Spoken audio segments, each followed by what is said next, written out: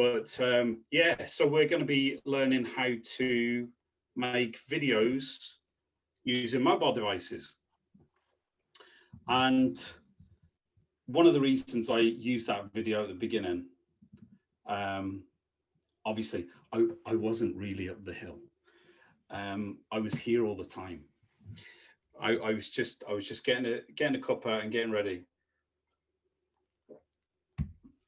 But it's just to illustrate the idea that filmmaking is like a magic trick.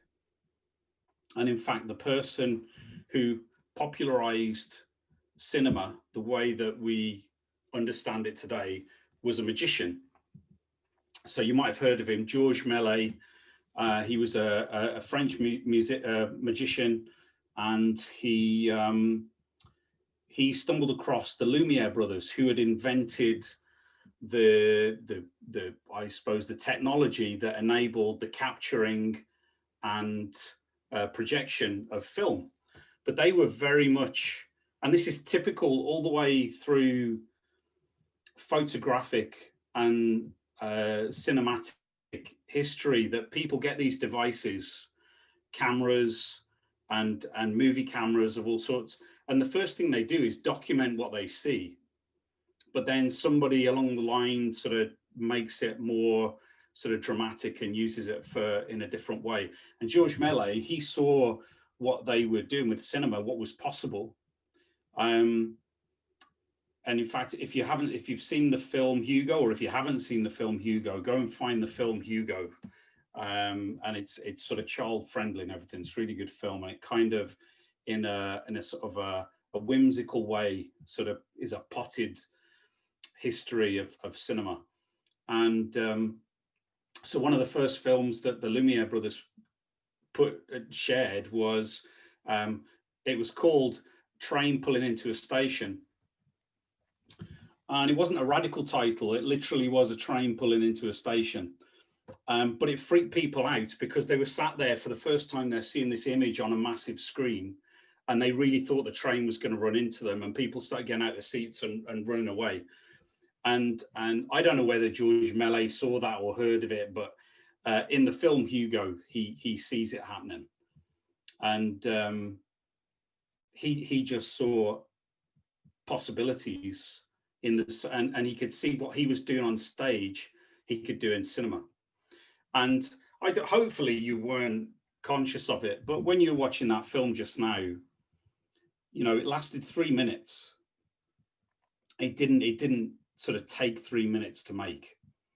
And essentially that's the magic of cinema, because you can take something, you can shoot lots of scenes in different locations, and then you can tell a story.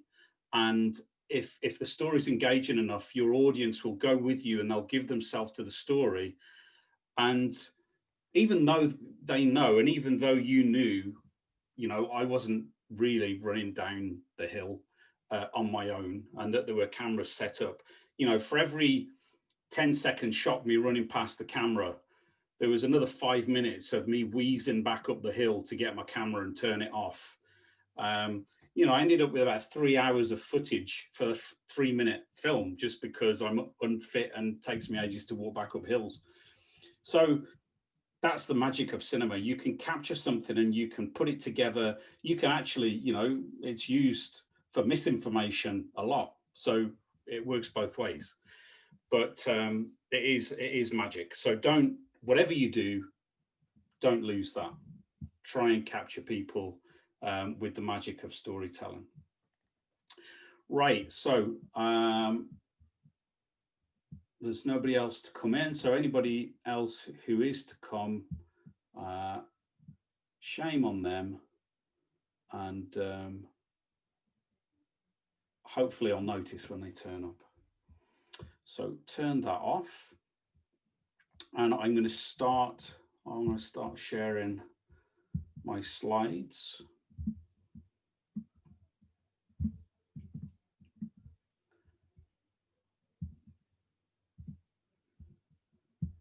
We'll get things underway.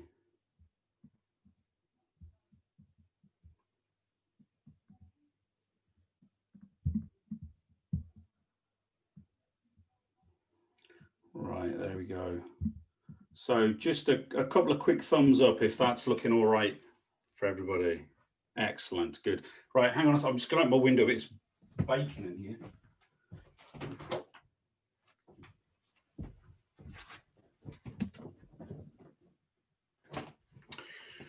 Right, MadeOnAMobile. So what was interesting about this project was that Keep Scotland Beautiful were looking for somebody to create a mobile filmmaking workshop for them. And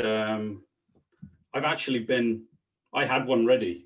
I've been making mobile films on mobiles for nearly 10 years now.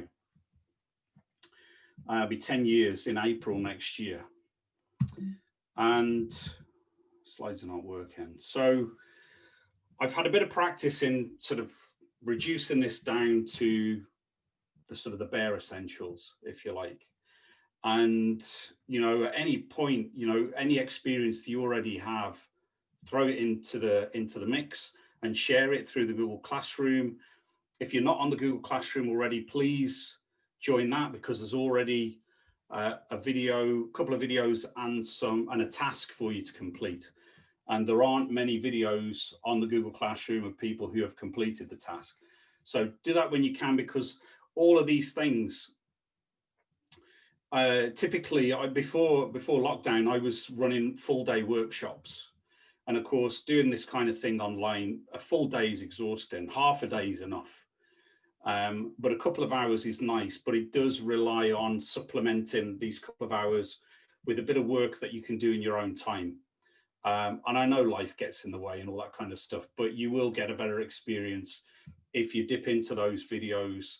As much as I can, I keep them sort of definitely under 10 minutes and mostly under 5 if it's all possible. But the first part, so we've got 4 weeks at least, and maybe we'll add one on at the end if people want it. That'll be an optional thing. But we've got 4 weeks, but these first 2 weeks kind of comprise a masterclass where we're aiming toward a particular goal that will hopefully set you on your path as mobile filmmakers. And there'll be all the elements that you need, the sort of the shooting, the editing. There'll be video in there, there'll be photos, there'll be titles, there'll be music, there'll be voiceover. And it's like, you know, once you've got all those components, in fact, I often liken it, you know, I'm kind of the Maria to your Von Trapp family. Okay, so do, re, mi, that's what this is all about. I'm going to teach you do, re, mi, so far, and so on. And then at the end, when you've learnt them all, you can mix them up and do whatever you like with them. But so this first couple of weeks, it's a little bit sort of constrained in terms of there's a model that we're going to follow. But once you've cracked that, then you can, you know, break the mold, do whatever you like. So today we're going to be done by, I've said 14, that I've got that. So straight away, 2 o'clock on a Friday is not the time to be starting work, I can tell you. So we're starting at 2, as you know.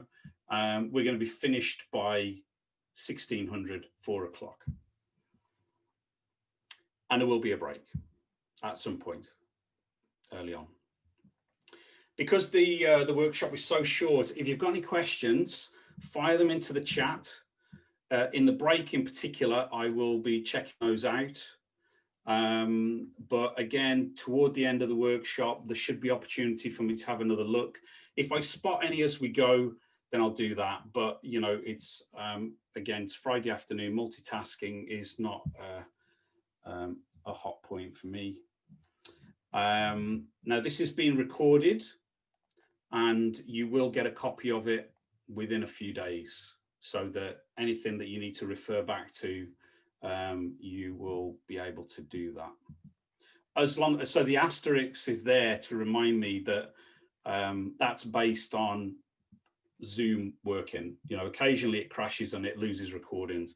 Worst comes to the worst, I've got some older ones that I could share with you. But if it's all possible, I'll share this one with you. And like I say, we're going to be following a basic template.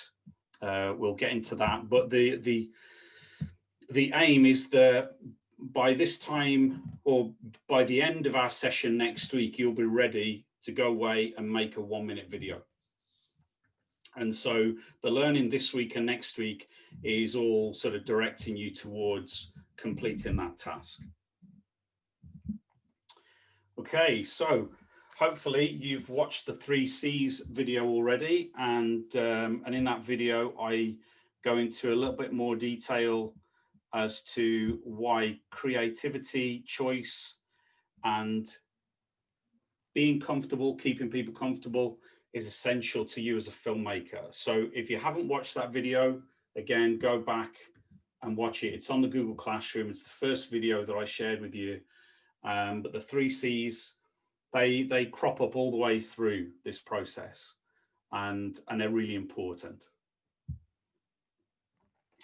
Right, so I have another video for you to see.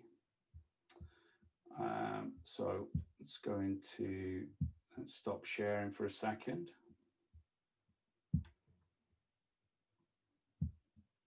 So the purpose of sharing this video is, like I say, the aim is for you to make a 1-minute video. And that 1-minute video is based on a template. So there are certain components in the template that I would like you to use in a particular order to construct a video. And while that feels maybe the opposite of being creative, actually, once you bring yourself to it, your own story, your own style, then actually you could have dozens of videos using this template, and no one would even spot that there's a template there. But as an example, just so you've got an idea in your head of what I mean, I made a 1-minute video. So your 1-minute video will be about you and your work. I've made a 1-minute video about me and my work. And so that's what I'm going to share with you now.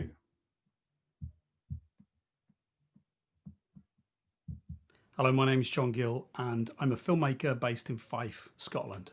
I use phones and tablets to capture, edit and share my short films. I've spent a lot of time recently making how-to training films for the NHS in Tayside, and I recently won a couple of awards for a short film I made about the projectionist at Dundee's DCA cinema. They were projecting an actual film on 35mm celluloid, which fascinates me. So a perfectly healthy situation won Best Made on Mobile at Filmic Fest 2019 in Seattle, and the Best Documentary at the 2020 Dublin Smartphone Film Festival.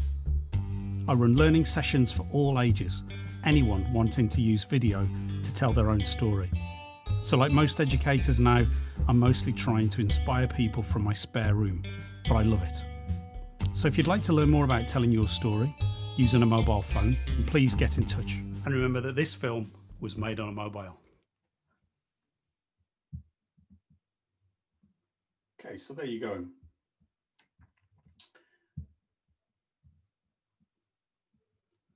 Let's bring my slides back up.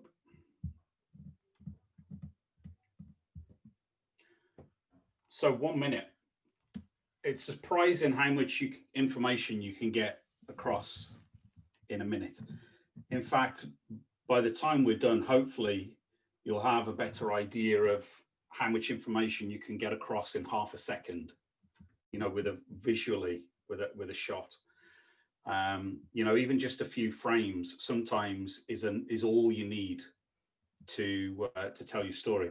And in fact, while I'm thinking about that, because frames comes up a lot, there are, you know, for every second of video, there are a certain number of films. So we just saw there in that video, the film that I made about the projectionist, and so I'm presumably you're aware that with celluloid film, you're essentially projecting a series of individual images. Same with digital video. But so an individual, so a frame is that individual image. I wonder, and if you could find, so go to the chat And what I'd like you to do, just to make sure that you're still awake and you know where the chat box is, what I'd like you to do is to throw in the number into the chat box of how many frames you think there are per second of video. If you were just shooting with a regular mobile phone in its regular setting, how many individual images is your phone capturing per second, do you think? And if you've got absolutely no idea, just have a guess.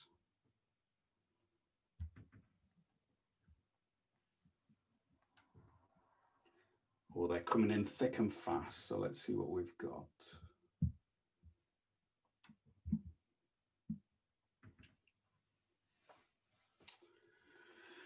Excellent. So let's start at the top. So we've got a 24, we've got an 8, we've got a 30, we've got a 60, we've got a 25, 100, a 10.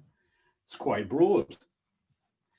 So, but there's a handful of people in there who've got a reasonably good idea. So we've got a 24.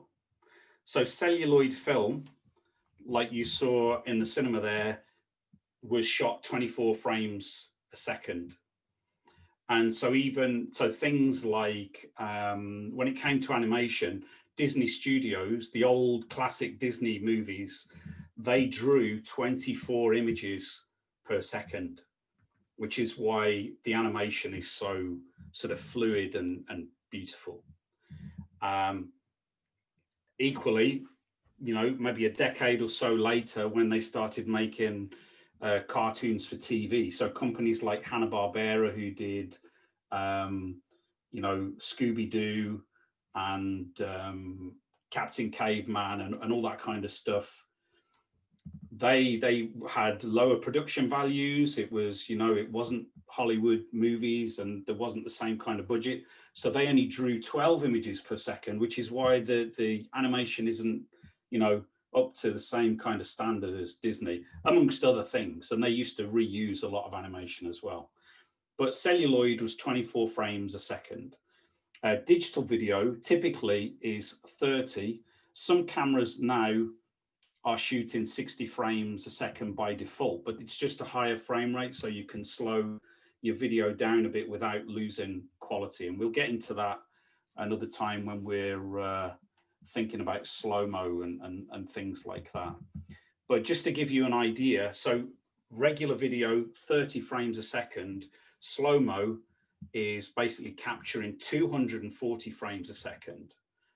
So that means it's 8 times the amount of information, which means you can slow it down 8 times, still have the quality, but the action takes place 8 times slower.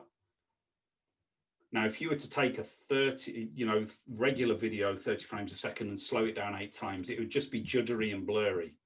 And sometimes that's a good effect. So there's nothing wrong with that, but it's not slow-mo. So that's the difference. So if none of that means anything to you, don't worry. It will eventually sort of seep in there. And once we start doing bits of time lapse and animation, then it'll probably make a bit more sense.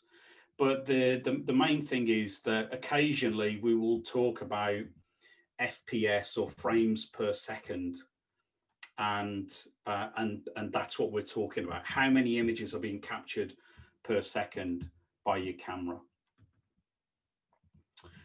Right. Okay. So what have I got on the screen here? There we go. So the script. So we're aiming for 30 seconds, our video, which roughly I reckon is, well, for me anyways, about 150 words. I think there's maybe a few extra in that video there, but there or thereabouts, a 60-second video is 150 words. I can read about 50 words per 20 seconds. So that's a good rule of thumb. You know, if you're aiming for a 3-minute video and you've got a 1,000 word script, then it's, you know, you've got either got a much longer film or you've got a lot of editing to do. So what that means, you've got an indication of how much content you're going to be able to fit into 60 seconds, but not forgetting that you've got visuals to help tell your story, which sometimes means you can speed things up. So I often use the analogy of a PowerPoint presentation. You know, if you could give a straight talk and you could read and speak to people over the course of like 5 minutes, but the slides in theory are there to help tell your story. So they're illustrating what you're talking about. So it clarifies things for your audience and hopefully enables you to sort of be more streamlined in your storytelling. Equally, if you have images on screen that don't relate at all to what you're saying, then you're going to confuse your audience. And this is where keeping them comfortable comes in. You know, it's your job to keep your audience orientated and comfortable so that they know where the story's taking place. They know who the characters are and they're consistent throughout, and they're not sitting there asking questions wondering what's going on or where are they or what's the point of this, because if they are asking those questions, you're going to lose them and they're going to switch off. So hopefully, in the same way that you would create a PowerPoint and use images that help tell your story at the time when you're speaking about that particular part of the story, same with the video. You start with your script. That's the roadmap for your film. And you can record that. If you just record the audio of that into your phone, then that gives you a sense of how long your video is as well. So if you've got 200 words and you think, I'm sure I could get that into 2 minutes, just record yourself, try it out. And if you do, excellent. Test it with people, let them listen to it. Are you speaking so quickly that they don't know what you're saying, or does it make sense? Even if they can hear what you're saying, just test it out.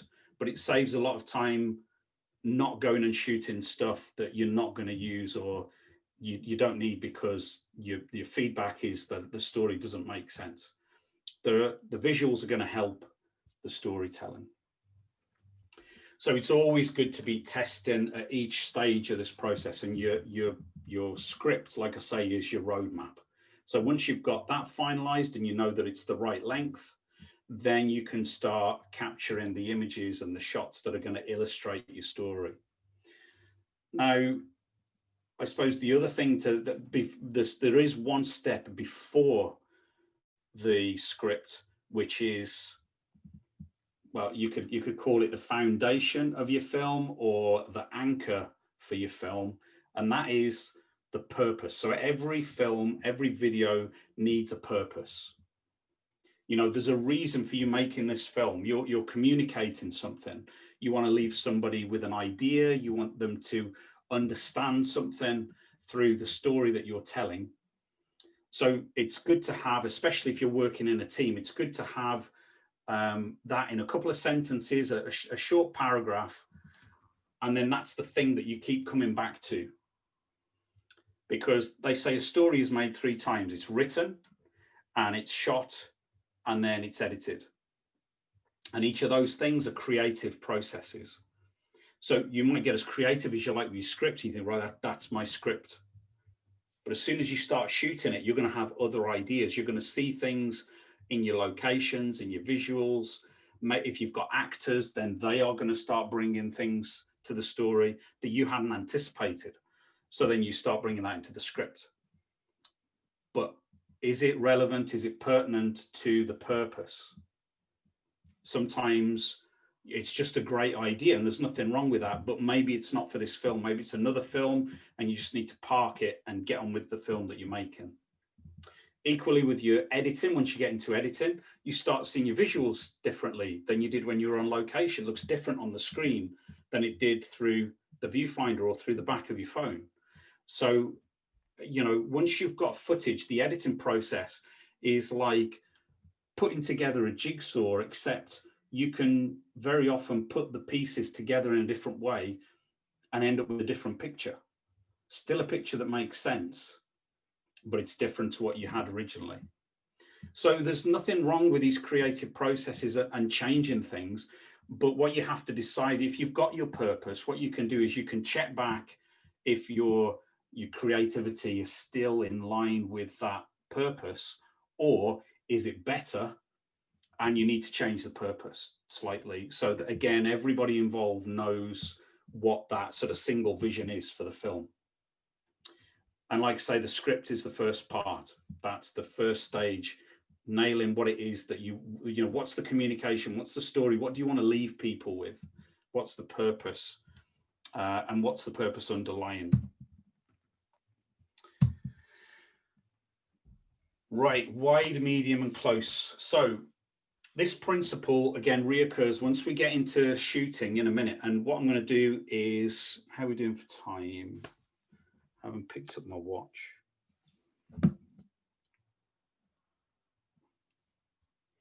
Yeah. So 5 minutes or so, we'll take a break.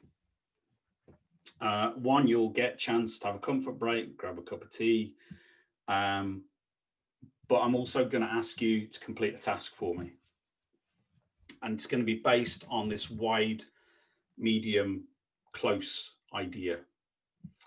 So again, comes back to keeping people, your audience, comfortable when they're watching your film. A big part of keeping people, you know, keeping people comfortable applies to lots of things in filmmaking. So, you know, if you're doing an interview with someone, your audience doesn't want to watch somebody who looks and feels awkward on screen, because then you feel awkward, you know, unless it's question time and it's a politician and you want them to be awkward, feel awkward. But, you know, they're being challenged. But everybody else, you know, your natural inclination is to, you want to go along with the story, and you want to feel good for the people who are sharing their story. So if they look and feel uncomfortable or awkward, then you feel the same, and there's only so much of that you can take before you switch it off. So there's people skills involved in that, and that involves, you know, the kind of questions, how you prepare your subject, and so on. But the other aspect, like I mentioned before, is, you know, with regards to keeping people and your audience comfortable, is that they know exactly what's going on, and that you're orientating them sort of visually, geographically, story-wise, people's names, all this kind of stuff, so that they don't feel lost. If they feel lost, then they'll get frustrated. And so one of the ways that you do that, and if you've ever written an essay or a report, then you've probably used this technique without even thinking about it. But, you know, you typically, so like with a report, for example, you have an opening statement that sets the context for the report. And that gives the broad sort of scope of the project or the idea, so that your reader has got a sense of what they're getting into. Then your middle section will be to do with the basics of the project, maybe the plan, the timeline, how things are going to progress and what you're aiming towards.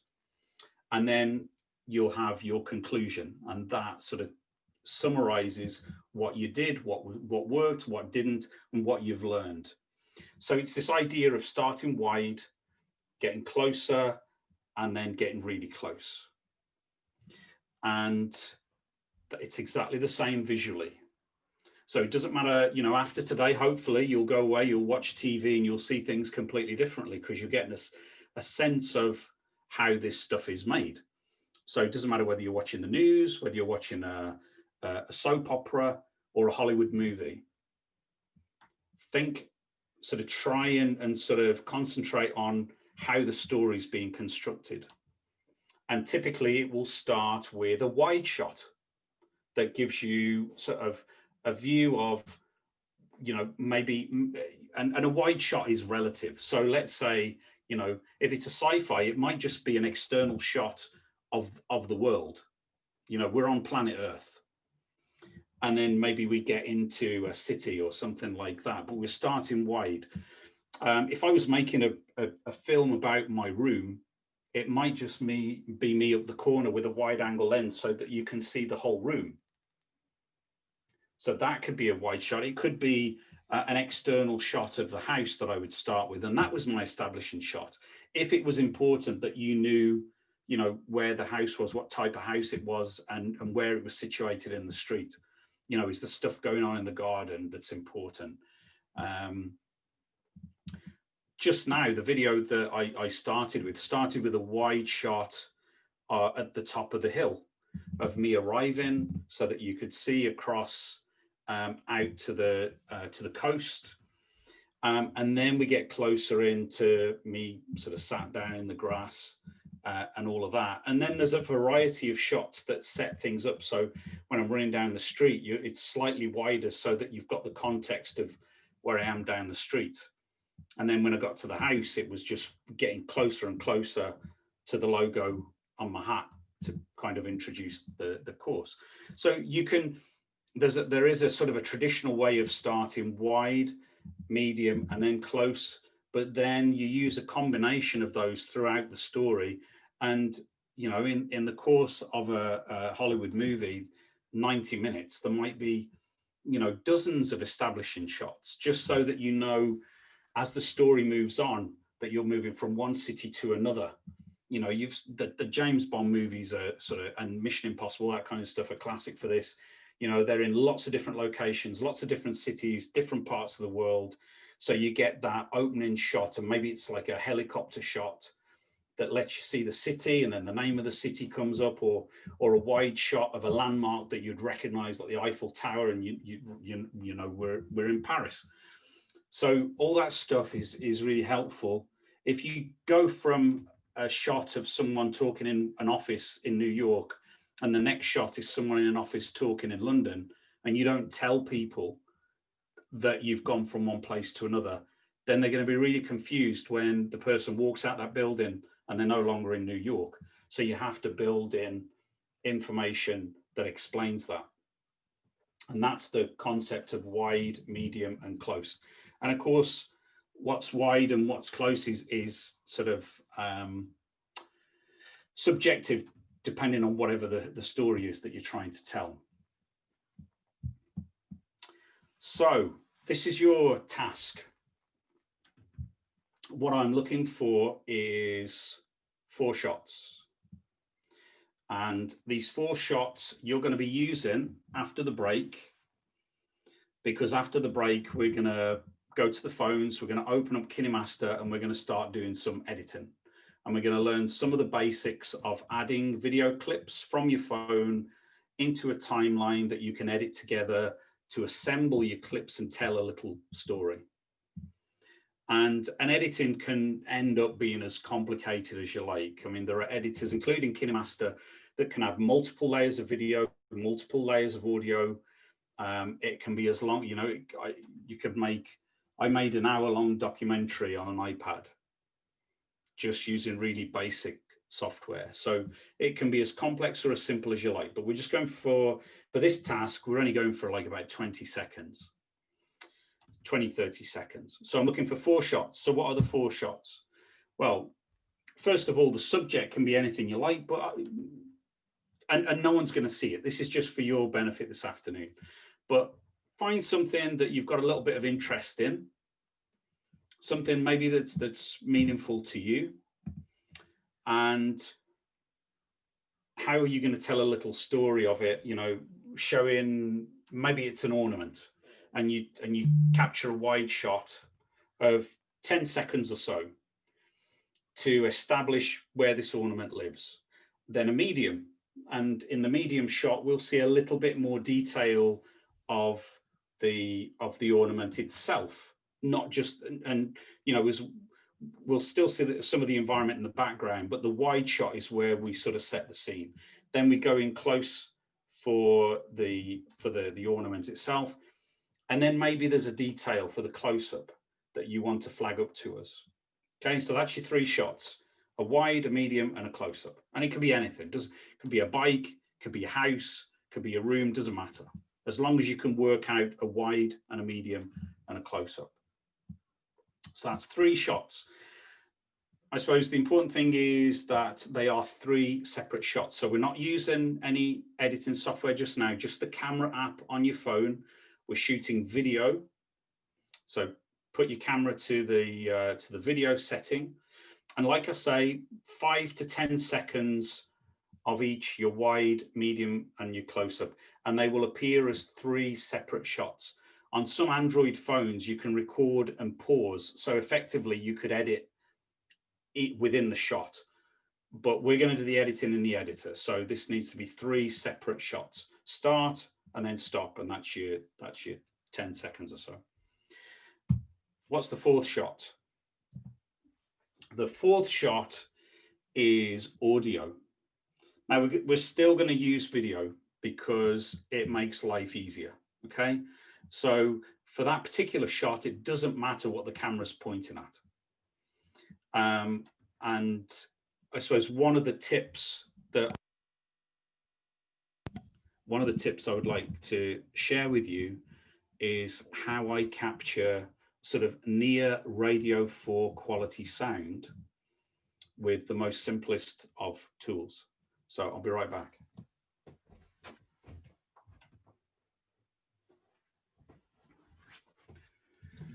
So in the video, movie, sort of radio industry, we call these cushions.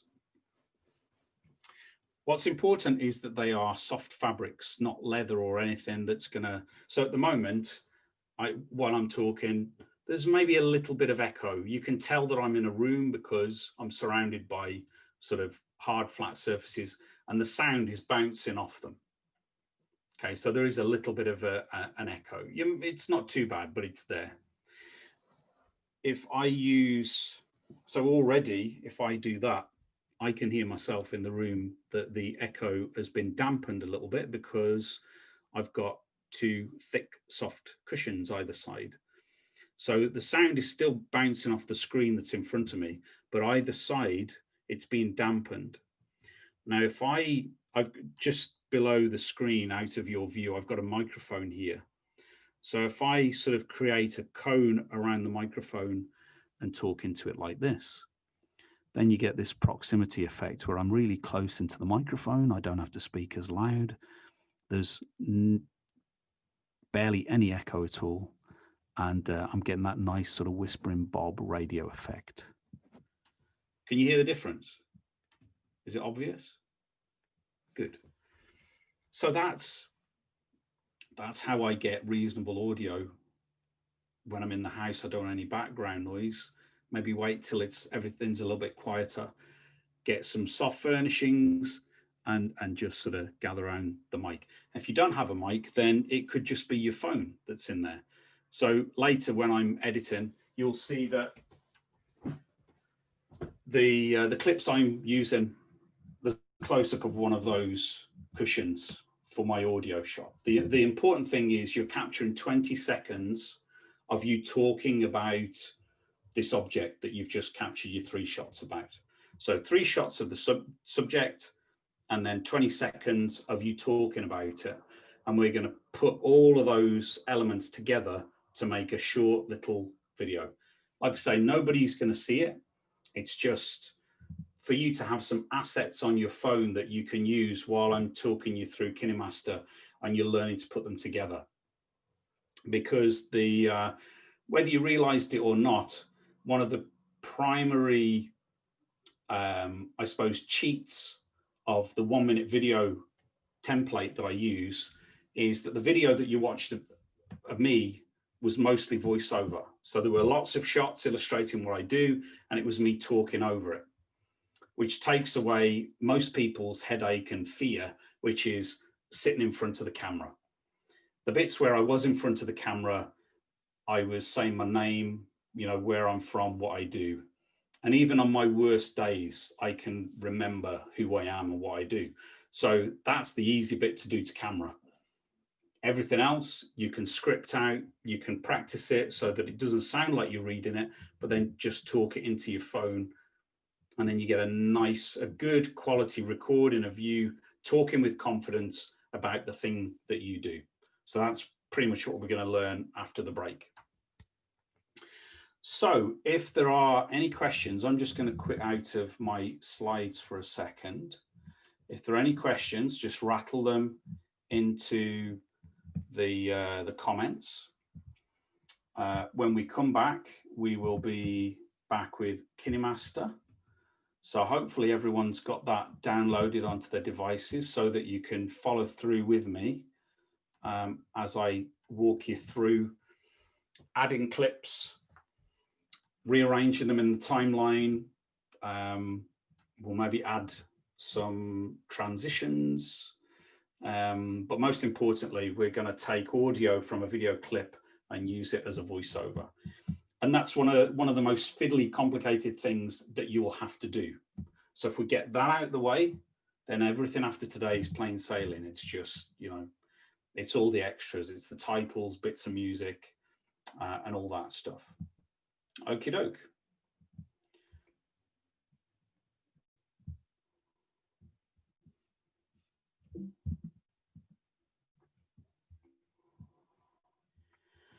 Right, so like I said, we're going to get stuck into Kinemaster now. Just I forgot to say, but the whole thing with the cushions and the sofa and that, I never used to tell anybody I did that because it felt a little bit sort of amateurish. And then beginning of lockdown, so loads of journalists online sort of setting up their home sort of studios and whatnot. And the number of varieties, I saw someone do that with the cushions, saw someone else under a duvet. You know, there's any number of things, as long as you're dampening the space. It's not sort of convenient, obviously, to walk around with a duvet or cushions for that matter. But as long as you can dampen that space a little bit more. And if you're doing a bit of sort of recording at home, if you need a voiceover at home, then if you've got sort of a soft sofa and a couple of cushions, dead easy just to sort of huddle in between them and get the recording you need. So let's crack on. I will share with you my phone screen. And somebody said recording 10 seconds of each shot seemed very long. So that's a good point. Actually, I'm especially for social media video, and you know, you maybe I'll probably put the 1 minute video onto the Google Classroom so that you could sort of watch that again and you know, just sort of I suppose as you get more information, then it will maybe make a bit more sense, and you'll be able to sort of deconstruct it from what you know of the template. But 10 seconds, so the 10-second thing is when you're starting out in particular, sometimes it just takes you a while to get steady. So you start recording and, you know, if you've only shot 3 or 4 seconds, you might only need 3 or 4 seconds, but then you become aware just how a lot of you are saying you recorded some audio and then all of a sudden you are really aware of all the background noise. So that's a sixth sense that you develop. You walk into a room and people are like, can we record in here? And you're like, well, can you turn the radio off? And can you turn the air conditioning off?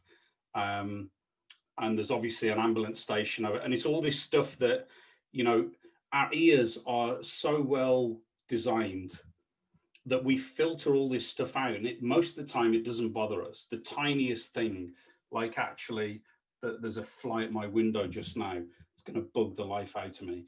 But most things we just zone out and we don't worry about them. You know, I live near an RAF base, and well, it used to be an RAF base, and for years we just had planes flying over, but it doesn't bother you. If you record, it's a different thing, because what it does is it provides something else for your audience to listen to rather than the thing you were recording. So these things you start to develop a sense for. The 10-second thing is just so that hopefully in that 10 seconds, you've got 3 or 4 good seconds that you can use.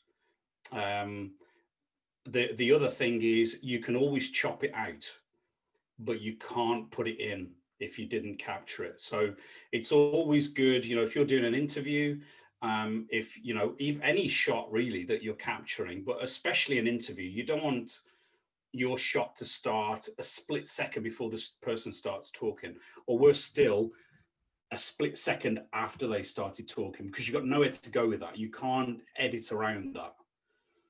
So if you've got 3 seconds before they start talking, you can chop it out. but if it's not there to begin with, you can't add it in afterwards. So it's always good to have a little bit more that you can edit out. Surprised how long 20 seconds, fellow, when I'm speaking. Well, so that I suppose again illustrates how much you can get in. But I suppose the other extreme is then when maybe you're trying to make a 1-minute video about a project, then it becomes a challenge to fit it in because you've only got so many words. So I suppose it depends on what it is you're talking about.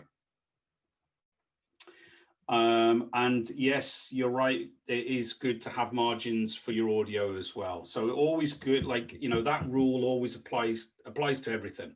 You can always chop it out, but you can't put it in afterwards if you didn't capture it. Cool, that's good. Right, so hopefully you can see Kinemaster on my screen. And I suppose the first thing to notice is on the right-hand side here, I've got a bunch of projects. So if you're using or opening Kinemaster for the first time, you won't have any projects.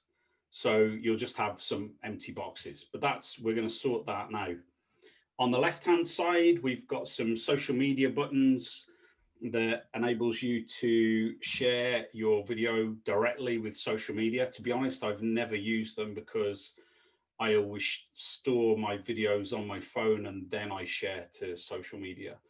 I suppose what's interesting, how things change, is that the two primary ones either side of the big main project button is YouTube, which is understandable, but the other one is TikTok. It just illustrates how popular TikTok is becoming now, and that was just a recent update on Kinemaster's part, that they've now made TikTok one of their primary sort of share buttons.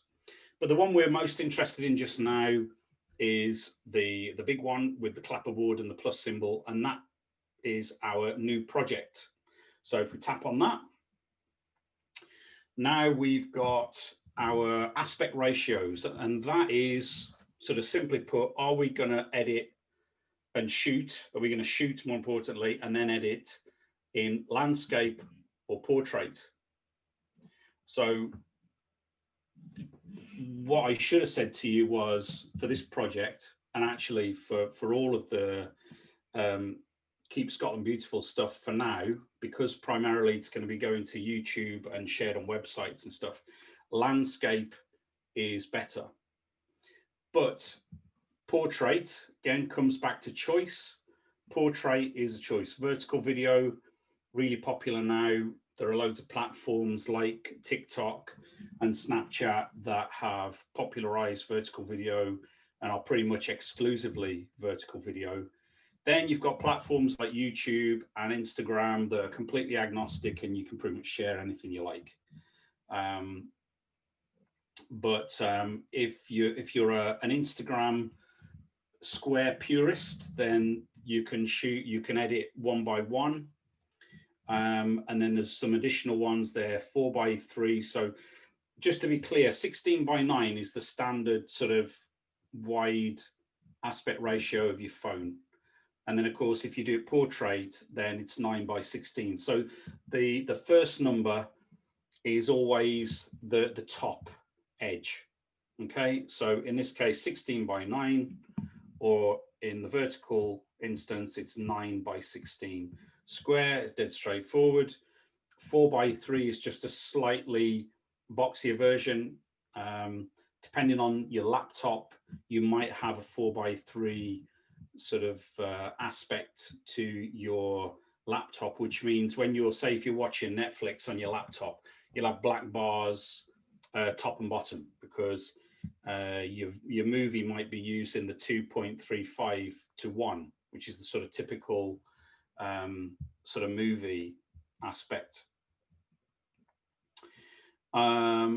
So Caroline's asking, what's the actual measurement? Is it like 6? So basically, it's not a specific measurement. It's the ratio. So if you were to divide the screen into, let's say, centimeters was your mode of measurement, then for every 16 across the top, there would be 9 down the side. But there isn't a fixed ratio because it will depend on the resolution of the video. And that's when we get into, we'll get into that when we're exporting, but there is 1080, which is HD, sort of full HD. Then we've got 2K, 3K, 4K, 4K being, you you might even have a 4K TV. So roughly speaking, it's 4 times the resolution. So 4 times the number of pixels on the screen, making up the resolution of your image. If you've got a phone or a device that's more than, say, 4 years old, you might even be limited to 720. Now, just to confuse things, screen ratio uses the top, the number first is the top here. So again, 16 by 9 on the side. Resolution, they use the side number. So 1080 is 1080 pixels on the vertical axis. 4K, so it's called 4K, but if you see it in numbers, it'll be 2000 and something because it's the short number. So it's a little bit confusing. To be honest, at the moment, 1080 is the thing that you want to aim for. So if you haven't got 1080, you might have 720 or 540, though just go for the highest one you can. If you've got a phone that's like younger than 4 years old, chances are it's probably shooting in 4K. If you want to future-proof your video, then you can save a 4K version. In a couple of years, that might be useful to you. But otherwise, I would recommend you just save in as close to 1080 as you can. So some people are saying, yeah, so that you're right. Kinemaster won't let you export in anything higher than 1080 in the free version. So, and in fact, they did change it because after that update for a few days, maybe a week, it was reduced to 720. So, but I think they've upped it to 1080. But they've made some changes recently, and one of the things is in the free version they've reduced the size of the watermark. So importing files, that will be Daria, and for everybody, in fact. What you might find is that you try to import a video into Kinemaster and it says this file is too big. Now that is down to the power available on your phone. So all iPhones, at least going back to the 6S, you'll be fine to edit in up to 4K. Android is different because there are so many different brands, so many different types of phone, and they all have different sort of power capabilities. So some of them might dictate that you reduce your video down to 720, and it will do that for you. It'll make a copy for you just by tapping a button.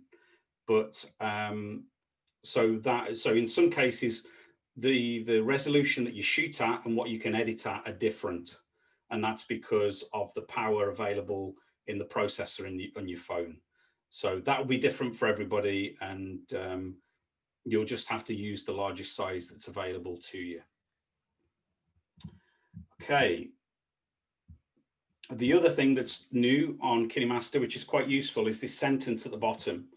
And it's just there to remind you that any assets, any clips of video, audio, photographs that you're using in your project, you will need to keep on your phone until you finish the project and you've exported it.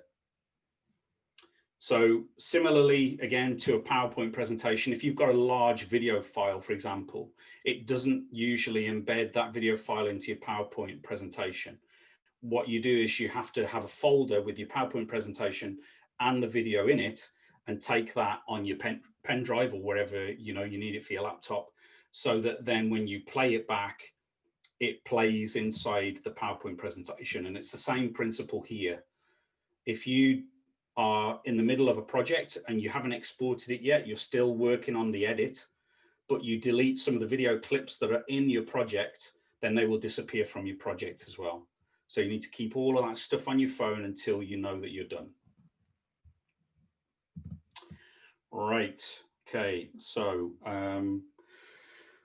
now it may be that some of you have shot vertical because I didn't tell you to do otherwise, in which case, by all means, open a 9:16. Principle will be the same. If you want the screen to look exactly like my screen, then I would recommend that you choose a 16:9 and just live with the black bars that are going to appear on your screen.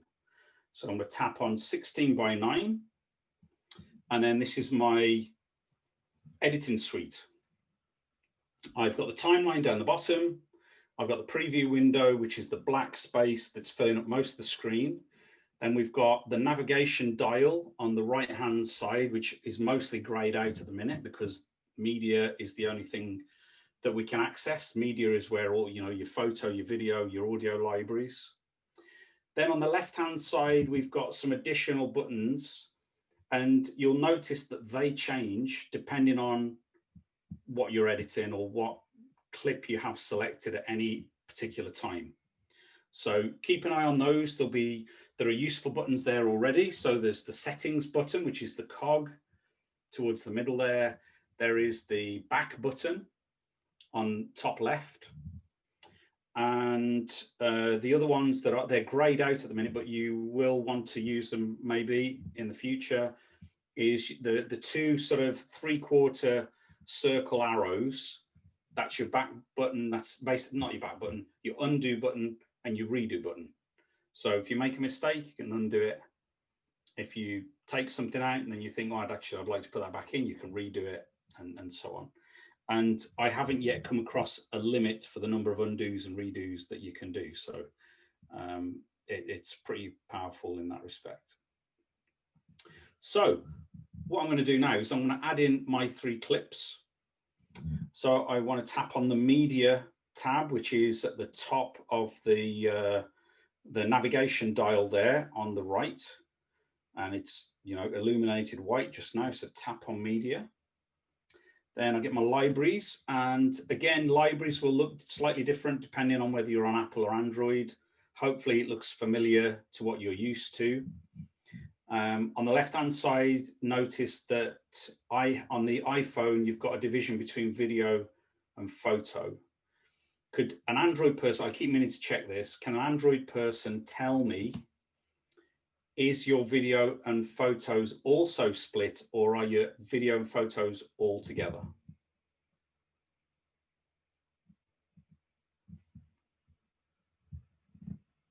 Got some answers in the chat. Oh, right. So we've got 2 split altogether in mind, split. So there you go. Again, depending on what Android device you have, photos and video may be together, or they may be separated the way they are on the iPhone. So yeah, there you go.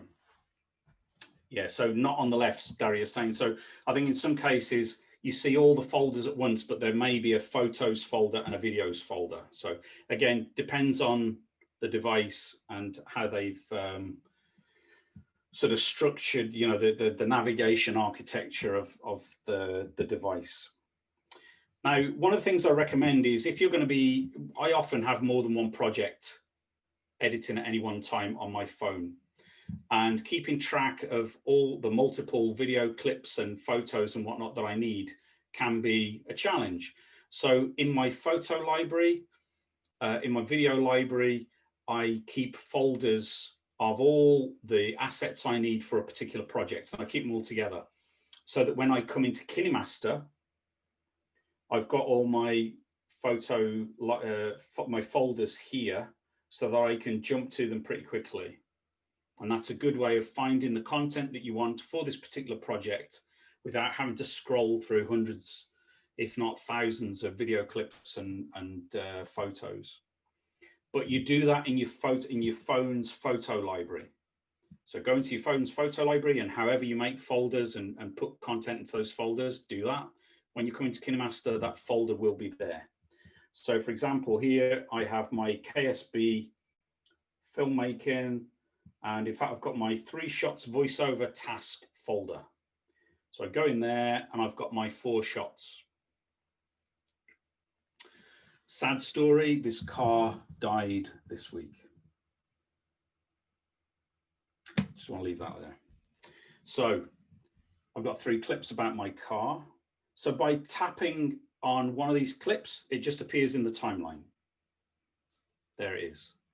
And if that was all I wanted to do, I would then tap on the tick in the top right corner.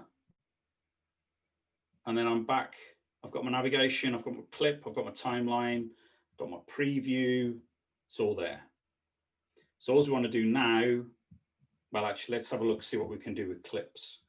So if I tap on the clip in the timeline, I get this big yellow box around it.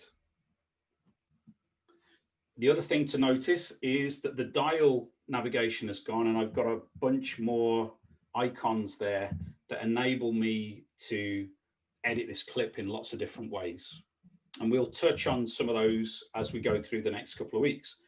Now, like me, you might be able to see 9 icons on the screen there, but if you tap and drag, you'll find that there's another 7 underneath, at least. So there's a whole bunch of things there. Most of them are fairly self-explanatory. Bizarrely, the one that is less intuitive is audio, which has a good icon because it's kind of like a little speaker, but it's called Mixer, which I suppose just illustrates how many things that you can do. If we just tap on Mixer,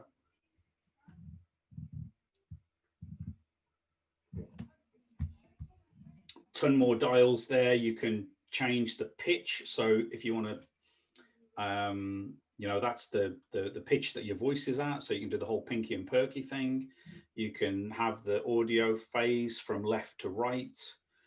I've forgotten what that one does. I'll have to have a look at that. But the one that we want to focus on just now, the important one, the others I very rarely touch, to be honest. The one that we want to concentrate on is the one on the far left, which is basically your volume, the one I'm moving up and down just now. Now you'll see by default it's set to 100. It's really difficult to get back to 100. There we go. The little button above it, if you tap on that, it just mutes your clip. So you notice it's gone red now. So that mutes the clip without having to turn the audio, without dropping the volume.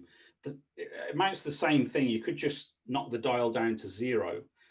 But sometimes you just want to turn audio off on a clip for a second to hear maybe a sound effect or a voiceover or maybe the music bed. So it's a lot quicker just to mute the audio. Otherwise, if you need to drop the volume of your audio, you can just drop that. So because I'm going to put a voiceover on this, I'm just going to drop the audio down to 50%. I know from experience it's not particularly loud audio anyway, so it doesn't really matter. But there's some birds tweeting that I maybe want to keep in. So I want some audio coming through, but nothing that's going to detract away from my voiceover. What else can we do? So that's it. So we just want to, I've dropped the volume. Oh, so yeah, there's one other thing. You'll notice that 100 is in the middle, which means that we can boost the audio as well. We can go up to 200. So one of the reasons for that may be, let's say you've recorded your audio properly, sort of Radio 4 styling with your cushions, like I illustrated before. And for whatever reason, the audio is just a little bit quiet. So you could boost it, you could pump it up to anywhere up to 200, and it's going to boost the audio. Where it isn't going to help is if you're in a crowded room and you did an interview with somebody and there's a lot of background noise and you can't hear them particularly well because of the background noise. If you boost the audio, it will make the person you're speaking to louder, but equally it will make all of the background noise louder as well. So it's, you know, it's just louder generally. It's not going to help you. So it's good to have it there, but it will only help you in very sort of specific circumstances. So I'm happy with that. I've got it down to about 40 odd %. Tap on the tick in the top right corner. And again, we're back. I'm going to select my clip again. Now, if you notice, there's a red line in the middle of the, it's gone on my head. There is a red line in the middle of the timeline. So the red line is the playhead, and the playhead comes back multiple times when we're doing different types of editing. So splitting, if we're trying to split a clip, for example, we will split at the playhead. So we position our clip at the position on the red line where we want to split it. And the frame that's under the playhead is the one that we're seeing in the preview window, which kind of makes sense. So if I was to chop it in half, I can see exactly where I am in the clip, and that's the right place to split the clip, and then I can do that. And we'll get to that in a minute. But the other thing you can do with tabs is what I showed you in the video earlier in the week around making your own videos. And you can do, it's the same principle as when you're editing, when you're doing a quick edit in your photo library editor. And that is, you've got tabs either end of this clip that are chunkier than the top and bottom in yellow. And that means you can just trim the clip. So you can see here, if I drag the clip along to the end of the clip, you can see at the playhead, it's saying that the clip is 10 seconds, just over 10 seconds. 10 seconds and 2/100ths of a second. So I can drag and then the clip gets shorter. So again, I've got 10 seconds worth, but I don't need 10 seconds worth probably. I'll know in a minute when I add my voiceover. So now my clip is just over 5 seconds long.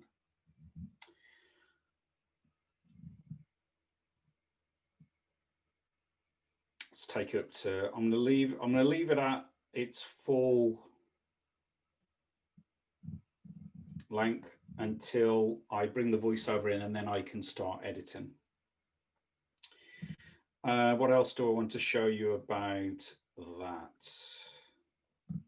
Right, well, let's leave that where it is. So again, I suppose in order to do anything meaningful, to do any edits to your clip, it has to be selected. So if any time you're sitting frustratedly looking for an icon to do something with this clip and you can't see it, it's probably because the clip isn't selected. So tap on it and it's yellow. The other thing that I was going to show you, and it'll probably mean looking at the screen that's got me in it, so I can show you my phone on the screen, but you can zoom in and out of your clips. So if I pinch in and out on the timeline,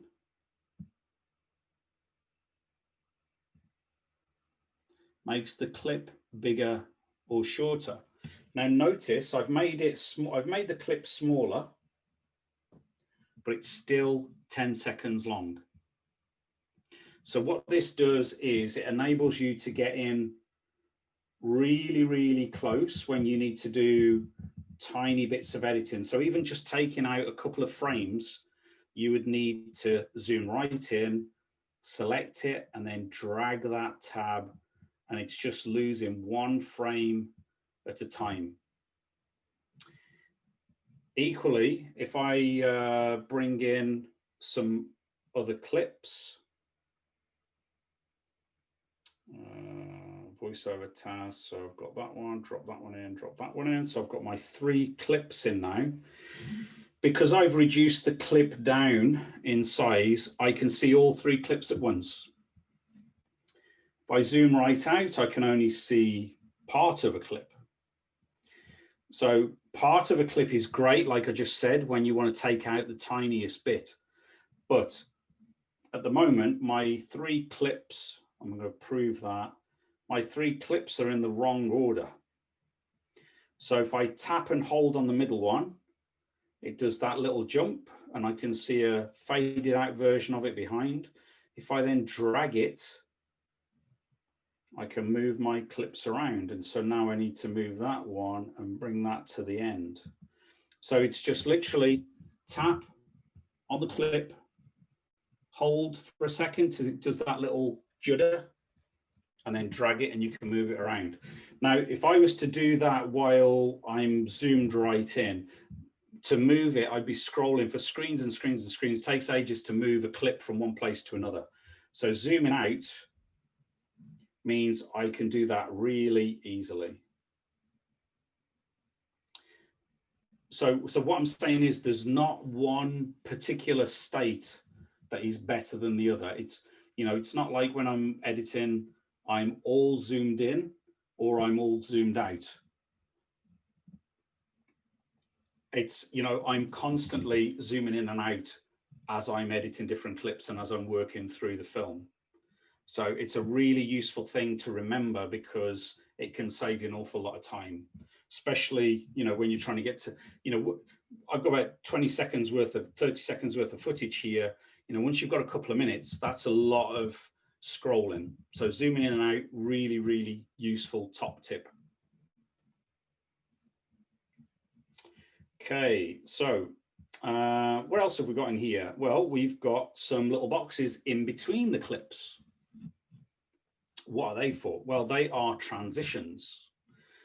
So if you tap on one of those little boxes, and again, depending on if you're Android or iPhone, the boxes look slightly different, but there's a box. Ultimately, there's a box between the two clips. So if we tap on that box between the two clips, then we've got another set of navigation that appears in place of our main, our primary dial navigation. And in here, so what's a transition? Well, it's transition is just like in PowerPoint, where you transition from one slide to another, and you might do that by any number of effects. I suppose the standard one is dissolve, where your old slide dissolves and the new one appears. So if we, there's dozens literally of transition effects here. There's a lot of really cheesy ones that you will never use in your life. You know, you can have your image appear through a heart shape. So, you know, next time you're making that Valentine video for that special person in your life, and you're compelled to have a transition where the image appears through the heart, Kinemaster's got it there for you. We're not going to go for that just now. We're going to go right to the bottom and find classic transitions. In classic transitions, we've got zoom out, fade through color, which is like, you know, you scene drops to a color and then the new scene fades out of it. We're just going to go for crossfade. The principle of transitions is the same for all of them. So the thing to do is to just, once you've got the idea of what transition does, go through, work, you know, play with them all, see what they do. Never ever use them in a video. Well, you can use some of them, but some of them are truly awful. So just have a play with them, see what they do, and then find the ones that you like. So I've added my transition. Before I do anything else, you'll notice now under the preview window, which is busy and away at transitioning from one clip to another, what it's doing is it's giving you a preview of the transition. Under the transition window is a dial. And at the moment it's set to 1.5. And that means there is 1.5 seconds of crossover between your two clips. And by dragging that dial left and right, I can reduce or extend the length of that transition. Now, on the whole, I would say a second or so is plenty for a transition. But there are some occasions where you need a longer transition for whatever reason. And maybe, you know, sometimes when you fade out to your end titles or something, it's nice to have a long dissolve into your black screen before you, or your color screen before your titles come out and all that kind of stuff. But point being, you can change that using the dial there and set it to whatever you think looks right. The other thing to notice is that where we had a plus symbol between the two clips before, we now have a little icon that represents the transition that you've added. So notice the crossfade icon in the navigation with the tick in it now. Well, that icon is now between the two clips where we've added the transition. So again, tap on the tick in the top right corner to save what you've done. And I've got my little transition between the two clips. Now, I always say you should kind of, transitions can help your storytelling. And I recommend that you use transitions when there's the need for them. Again, it's a choice. So, there's no right or wrong way of using them. I'm sure you've all had the experience of sitting through a PowerPoint presentation where somebody who's new to PowerPoint has thrown every GIF and animation and transition available to them. And maybe induced epilepsy in some of the audience. It's same with the shots. We'll talk about different angles and transitions, but ultimately, if you start without transitions and then decide actually it'd be good to have a transition here because of, and it's going to serve the story in some way, that's probably the best way to approach any sort of additional effects that you're adding to your films. However, they're there and they can be really useful. So a dissolve transition, for example, is often used to signify the passing of time. But if you use dissolve transitions, crossfade transitions all the way through your film, then when you need it to do something, to have a function, it'll be lost on the audience because you've been using them all the time. So another reason to be sort of sparing with your transitions, but they're there all the same. What I need to do is a video about in-camera transitions. So there are some really great ways of creating transitions through your shots, but you're not adding them digitally as we did just here, you're adding them practically. So what do I mean by that? If I stop sharing for a second. So one of the ways that you can add a transition is, let's say I'm filming a shot and I've got someone on screen talking, and at the end of the shot, I know they're just coming to the end and they say, so let's head across there now. So once they get to the word now, I spin my phone over. So when we play that back, they will say, well, let's go there now. And the whole screen will blur in a twist. And so what's the purpose of that? Well, my next shot, I start filming, but once I've started filming, I turn the phone upside down. And going in the same direction, I flip the phone and then record the next link in the video.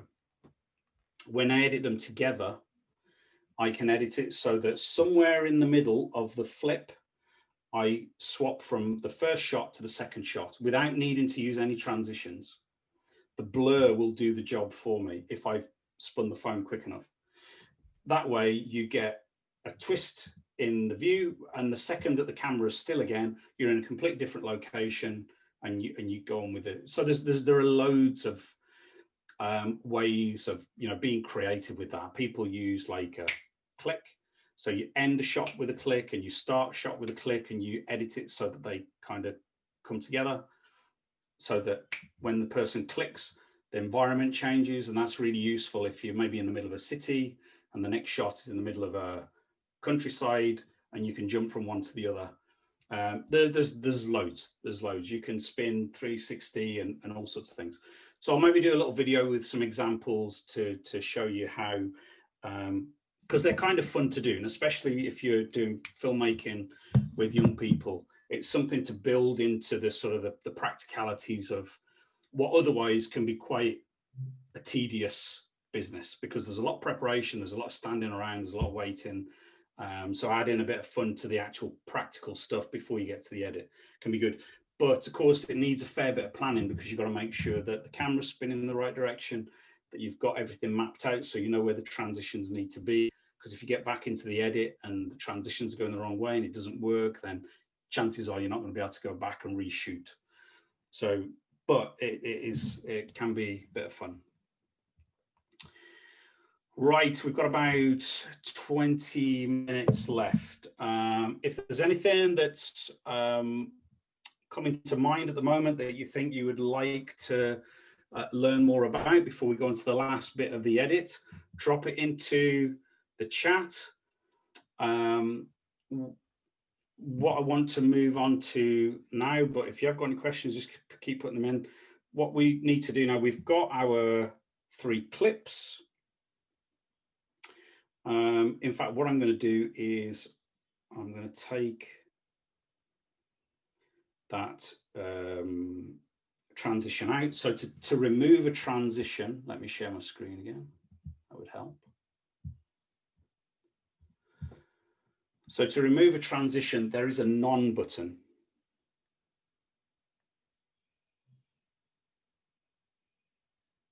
Oh, it's the time for notifications coming through.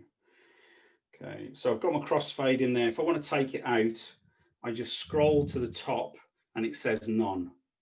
Tap on none, and then your transition has gone and you've just got a straightforward hard edit, butting those clips up one to the other, which is fine. Most TV programs and films, you'll notice that between shots, it'll just be a hard cut like that. And the one drawback in this particular case is the sound is slightly different in each of the clips, which is why I dipped the first one. So if I select that, go into Mixer, drop that down a little bit. Same with the second one. I think the other one's already done. Yeah.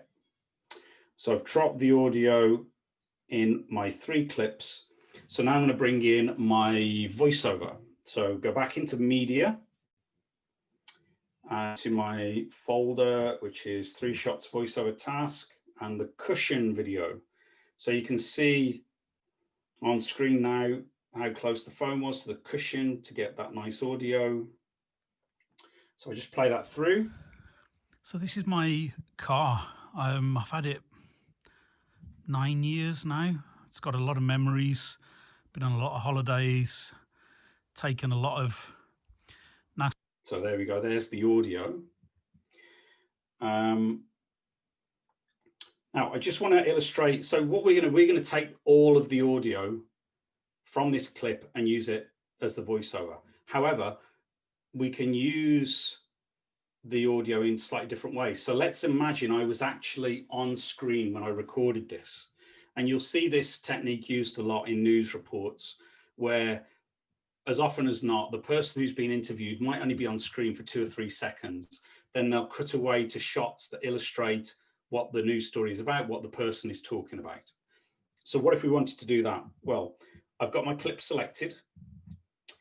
I've got my icons on the right-hand side. What I want to do is take away the audio from this video clip. I want to separate it out. So I scroll down my icons and I choose Extract Audio, which is at the bottom on the right-hand side.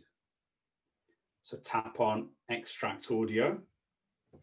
Now in the timeline, you can see a new layer has appeared.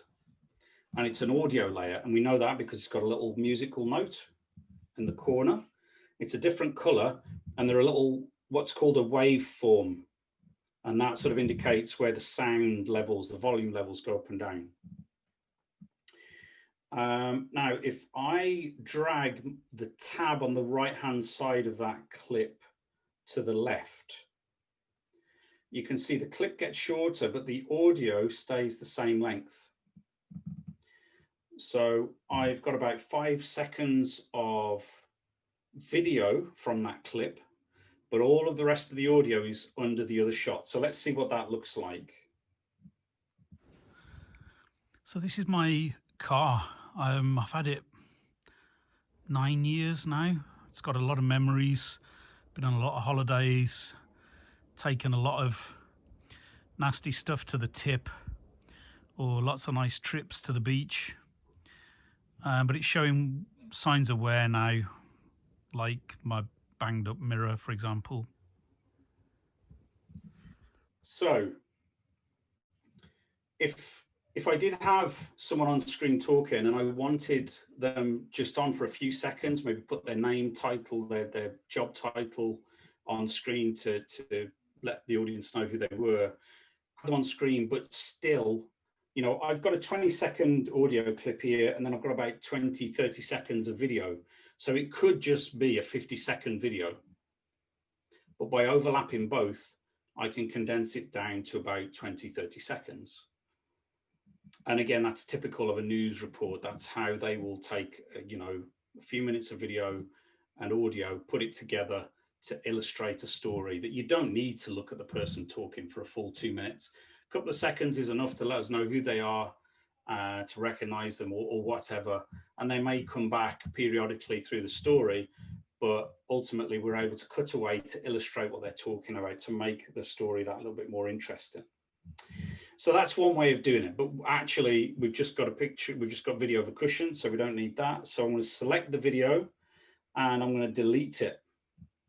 And so having done that, it now pushes the audio under my video clips so that when I play them, I haven't got the cushion video anymore, but I still have the audio. So if I play that back.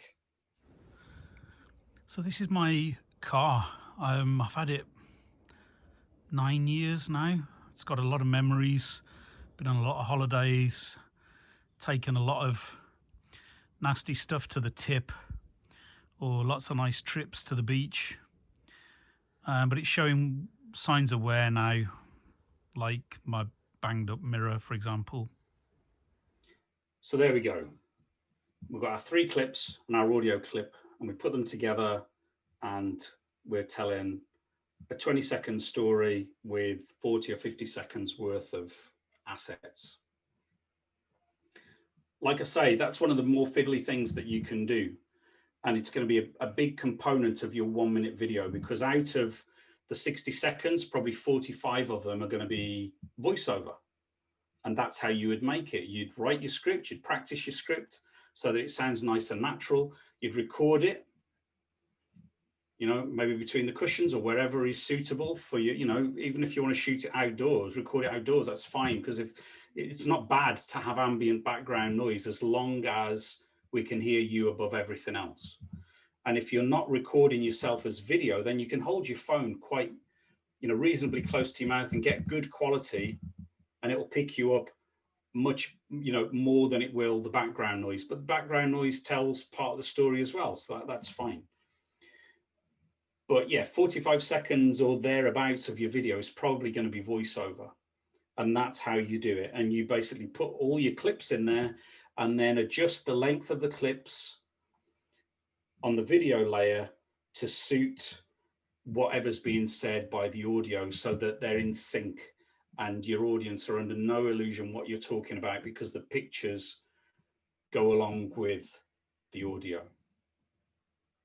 So we approve that, and then that's our project. And like I say, you would need all of those clips in there. You'd need all those clips in your library so as to not lose them before you export your project. Okay, so a couple of questions in there in the chat. So could you please show me quickly how you got into the transition mode? So transition mode, you just tap on the little plus button between your clips, which Daria has said in the next comment. So hopefully that's sorted. Sound is on the same line as video clip. How do you layer it and add it to the video? So the video clip is on the same layer, but the way that I detach the audio is by selecting the video clip and then choosing the extract audio button on the right-hand side at the bottom. Have you managed to find that? Feel free to unmute just now so that we can get through some of these questions. So, yes, sorry, I got it. But I'm not hearing the audio, that's the problem. All right, okay. There is a sound wave. I've got the sound wave, which shows there is there, and it's moving up and down. The sound audio is moving up and down, but when I play it, there's no sound. So it sounds daft, but have you turned up the volume on your phone? Probably not. Because sometimes by default, Kinemaster puts the, so is that it? Good. Yeah, that's stupid. Yeah, that's fine. Yeah, that's it. Thank you. And so whoever asked the question about transitions, has that sorted that question? Excellent, cool. Button, sound is on the same line, that's fine, got that one. Darius, so was the other sound icon in the audio setting for voiceover you can keep? Yes, possibly, I think you're right. Like I say, I hardly ever use those sound settings. Left and right I'm not too fussy about, because you never know what people are going to be listening to your video on. So if they happen to be listening on a device which is mono and you've put the sound into 2 different channels, then they're going to lose half of it. So I don't use those. And if I'm going to do voiceover, I would do it the way that I've talked about, rather than straight into the app. I want those assets available to me in my library, so that I might want to use them elsewhere. So excellent. Well, what will I, is there anything else that I want to do just now? Actually, what I'm going to do, I'm going to take you through the content sandwich, which is the template. So before we leave here, just basically, I'm going to be recommending that you you complete some homework. You don't see extract audio, Janet. So if you select any video clip, and the navigation over the dial will be replaced by all these icons that you can see now. So at the top, I've got trim and split, pan, zoom, and mixer. If you scroll down those icons, you'll find more. And there's the extract audio is at the bottom on the right. And that will detach the audio from the video. So go back to what I was saying. After today, I recommend that you practice what we've done here. If you could take 3 or 5 shots of something. If you take the dog for a walk, just do a little video about dog going for a walk. While you're walking around, do a little bit of audio and start bringing that together. This is the bit that people most regularly forget how to do, because there's 2 or 3 stages involved in getting the audio there in the first place, detaching it, positioning it, all those kind of things. So have a play with it. Just get used to adding video clips into your library, and get used to shooting stuff. I don't know if there are any experienced camera people out there or photographers, but if you're not, then even just holding the camera still and practicing composing shots and getting, pans or keeping the camera still, all of those things are a challenge. So the more you do it, the more you practice, the better you're going to get at it, so that when you need shots from iPlayer, sorry. So when you do need to do those shots, then you're sort of practiced in it. However, I'm going to quit out of Kinemaster just now. I'm going to take you through the template, which is the basis for the 1-minute video. Now, I'll send you a PDF copy of this, so you've got it to refer to, but I just want to take you through just now so that you've got it in there. We'll probably look at it again next week when you're going to be going away and completing this as a task, but also you'll have it in this video that you can refer to as well. And 5 minutes should be plenty to do this. So if I can just manage, it's getting late on a Friday and it's getting more and more difficult to operate machinery. Right, so here we go. So the content sandwich, in a nutshell, is 9 boxes, and each of these boxes represent a scene, if you like, in your video. But don't assume that they're of equal length or of equal importance even. Some of these things are nice to have, and some, are essential. So let's have a look. So the first one is your intro. Then, and if you think back to my video, I introduced myself as a filmmaker in Fife. Then some titles came up, and I explained a little bit more about who I was. Probably wasn't the best intro, and we'll get back to that in a second. So then the top layer there of the sandwich is pretty much your setting the scene, and context-wise or script-wise, it's the wide. But now we're getting into the meaty bit of the sandwich, or if you're vegan, then it's falafel and maybe some guacamole. But again, the principle is the same. Get wide, get closer still. That's your content. That's in there will be embedded the purpose of your video. That's the reason that you made the video in the first place. The top layer, that's just the stuff that you have to package your video. The middle bit, that's your content. And like I say, filling, not filler. What else can, once you've given the content, what else can help tell your story? Well, let's say you're a business and you're selling a product. Why should people buy your product? Well, credentials, qualifications, testimonials, all those things give you some credibility. So maybe you want some of that in there. You'll have a sign off. So my sign off is, remember that this video was made on a mobile. One, because it reinforces the MadeOnAMobile brand, but also because a lot of people assume the videos that promote my business weren't made on a mobile, which sounds nuts. But they've got because their idea of what a mobile film might look like is so fixed, they're convinced that the one that they just watched isn't that, and that it must have been made like by somebody with a big camera. And then an end graphic.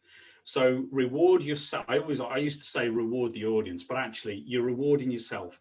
If your audience has got to the end of your video, give them something to take away. It might be your website, it might be a hashtag, it might be the date of your event. It might be a question. Maybe you're inviting them to start a conversation with you, but leave them with something. Don't just go to all this hassle of making a video and then at the end say, thanks for listening. Leave them with something that's important for you. So let's go back through them a little bit more. So the intro, you've got about 3 to 5 seconds to reel people in. I think you've already had this in a standalone video. So go back to the classroom and have a look at the videos that I've shared about the 5 second, 3 to 5 seconds. But that's how much you've got. And maybe there's even a little bit of your content that you've lifted that you're going to use again later, but maybe it's the bit that maybe it's a question, maybe it's something that's maybe a little bit divisive or that's going to get people's attention. It's a hook. Just make sure you can deliver on it, because otherwise you'll just get a reputation for clickbait. Then titles. So that basically boils down to branding. Is there a logo? Is there a title that you want to put on there, just so that people recognize that this is part of a bigger family of videos?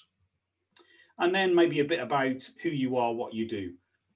The important thing is that the intro at the beginning is unique.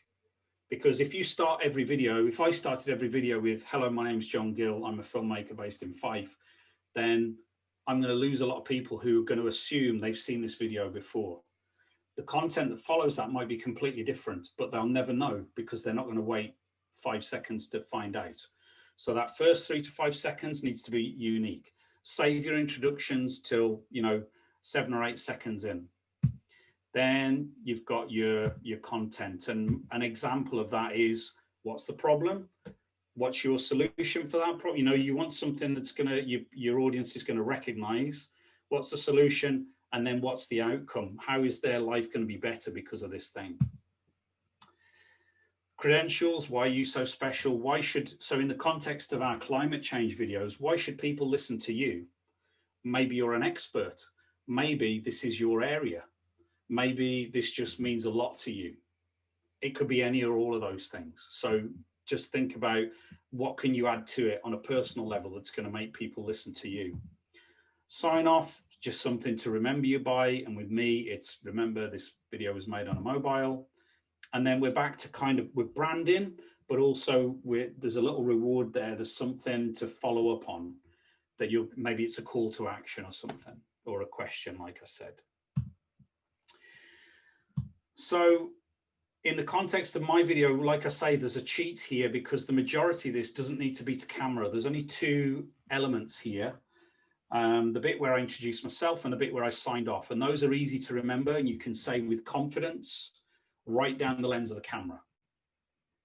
The other things you can learn, but you can read from your script, practice it so it sounds natural, but read it so you've got a really good take of it and you sound confident, you sound authoritative, and it does the job for your audience.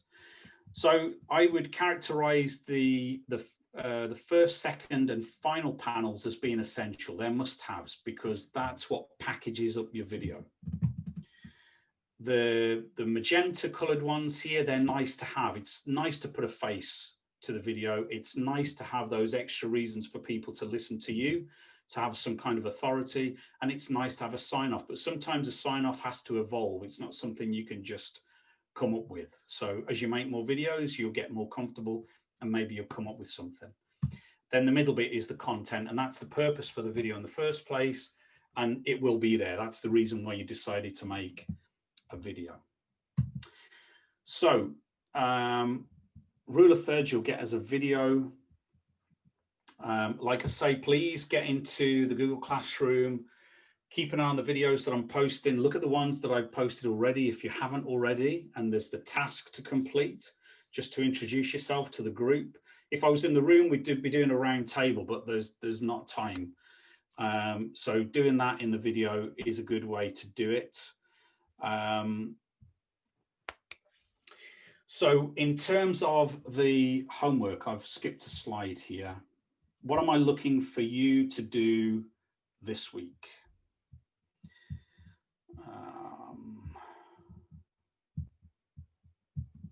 This is what I am looking for. So you could start work on your script. So you know you've got a minute-long video to make. So what's it going to be? Well, I'm suggesting you make it about you. It's an extension of the task I've already asked you to do, but instead of it just being one take, this is a number of shots. And you've got, over the next couple of weeks, you've got the opportunity to capture some of those shots. For a lot of us, working at home means shooting a lot of that stuff at home, but that's fine. Just be creative, do whatever needs done. But first, you're going to need the foundation, the script. So 150 words or thereabouts about you. And that's the foundation. And the purpose of it, I can give you, the purpose of the video is just for you to tell us a little bit about you, what you do. But maybe there are other people you can speak to who can tell us, you know, people you work with or people that you help. You know, maybe they can say something about you as well. So whatever you like, but 60 seconds in total, and a script, a guide, blueprint for your video, you could make a start on now. Once you've got your script, test it. So like I say, either a written format or record it into your phone as audio and share that with somebody. Say, does this make sense? Some of the things will make more sense when there are visuals, but equally, if it makes sense without the visuals, then you're laughing. You know, any visuals are going to be a bonus. Like I said, practice editing in Kinemaster. So what we've done today, you'll get the video some point over the weekend. So if you need to refer back to anything, you can do that, but just practice what I've told you. Capture 3 shots, maybe some audio, and put them together. Maybe even share some on social media. Do a little video about your garden or about your dog or about your partner or your car, whatever. And if you do, tag them MadeOnAMobile, and I'll push them as well. And practice framing shots. And I'll put in, I think I've already shared with you the rule of thirds video. If I haven't, it'll be coming along very soon. So that helps you sort of think about how you compose and share your shots. Compose your images, rather, just like you would with a photograph. So I hope that is helpful. Like I say, get onto Google Classroom. If you haven't already, then maybe check out the Google Classroom app for your phone. It's a lot easier of a way to engage with the classroom. And also, if your video if you're sharing video from your phone to YouTube, then everything's all on the one device.